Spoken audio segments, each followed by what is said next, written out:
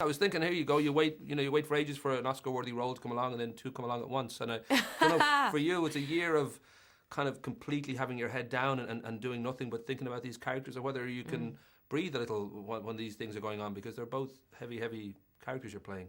Yeah, I mean, yes, it's been a very intense time. I mean, to be 33 years old and in a position where the roles I'm being offered seem to be getting stronger and stronger in this way that's unbelievable. I didn't know it worked that way round. You sort of assume that as you get older, it's going to peter out, and you're going to end up playing the sort of sad, sagging, I don't know, mother of 12 or something. No offence, mothers of 12.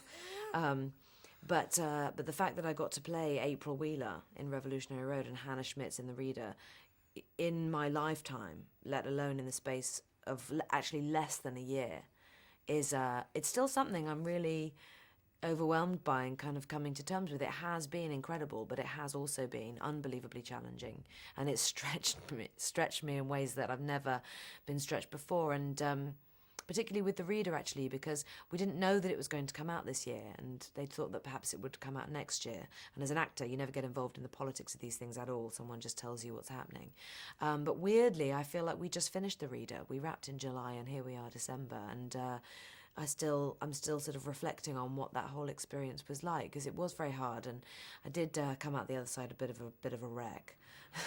Well, it takes a while to sort of put yourself back together again. Well, I know in the case of The Reader, you were 5 months in Germany on location, and that's the longest you've been away from your kids, really, in that sort of stretch. I'm going to take great delight in correcting you on that. Good woman. It was a misquote, and it was in Vanity Fair, and I read it, and I was really, really upset, because I would never. Who the hell is going to go and leave their children for 5 months? Obviously not me. No, I'm very lucky to be in a position where I can turn to the producers and say, listen, guys, I've never been away from my kids before. How are you going to help me? Because I can't be going away for, and actually it was 9 weeks. So what they did was I went for 2 weeks by myself, and then my children and Sam came and joined for 2 weeks. And then there was a month hiatus. And then I had another 5 weeks of shooting, and my children were with me the whole time. So I was actually only away from them for 2 weeks. But nevertheless, it was really hard. That's the longest I've done away from them. And, it's hard to, not be the person making the packed lunches every day and so on. But I would never leave my children for 5 months, no matter whether they're 5, 15 or 55. So you're a good mother then? I'm an excellent mother. I better take that then. And my mother's a mother of 11, so the mother of 12... thing. She might be a bit angry about that, actually, when you said. Deary me. The Oscars. You can cut that bit out. The Oscar side of this job. Here you are. You've set a record for every time you were the youngest for 2 nominations, the youngest for 3, 4, and now 5. The fact that you've been nominated 5 times is a very strong feeling that either or both of these films will get you another nomination. But the fact that you've been nominated 5 times and you haven't won, maybe they're trying to tell you something.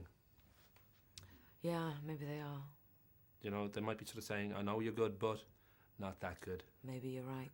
Does it feel, when you joke in the extras, that you that famous line where Ricky manages to let you get very, very loose and very, very crude and rude about the whole nature of this business that you say? Be myself, you mean? Yeah. But you've got to do a Holocaust film, and that notion that once you even step into this world, that there's an earnestness that comes with, and even with Revolutionary Road, that you've got a sort of, a duty almost to deliver a very kind of emotionally charged performance, and hopefully the film itself will be emotionally charged. I don't know whether you feel you've got a reputation to live up to at this point, because people do regard you as, whether you like it or not, as one of the great actresses around, at the moment. And they do, whether you like it or not. But do you feel, I don't know whether you actually give that any thought, whether you feel people expect something of me now?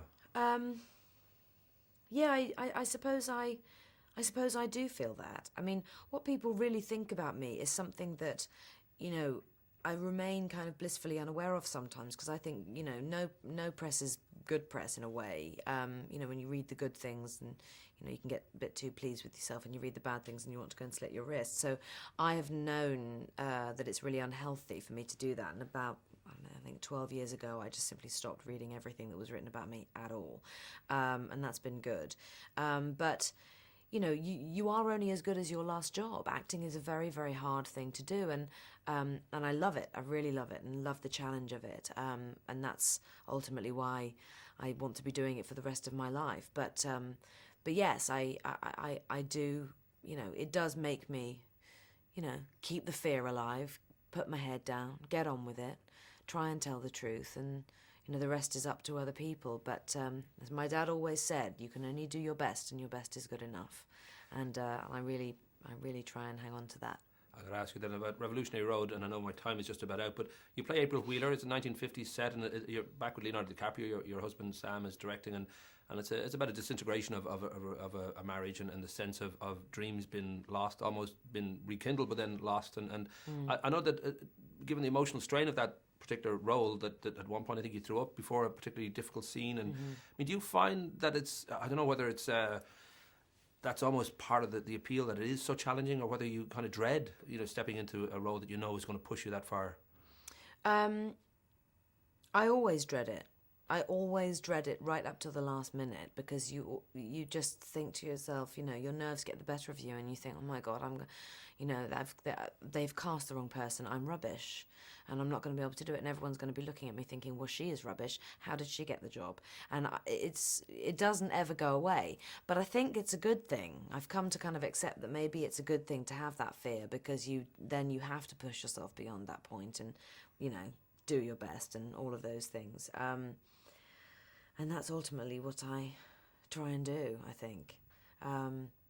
But it's intense, it is a very intense thing to convey and harbour the emotions of a character who you really have nothing in common with as well. It's very difficult to feel so sad and so lonely and so trapped, for 3 months at a time, when I in my own life don't feel any of those things. And it can really affect you, and, it does take a while to kind of recover from that and come out the other side.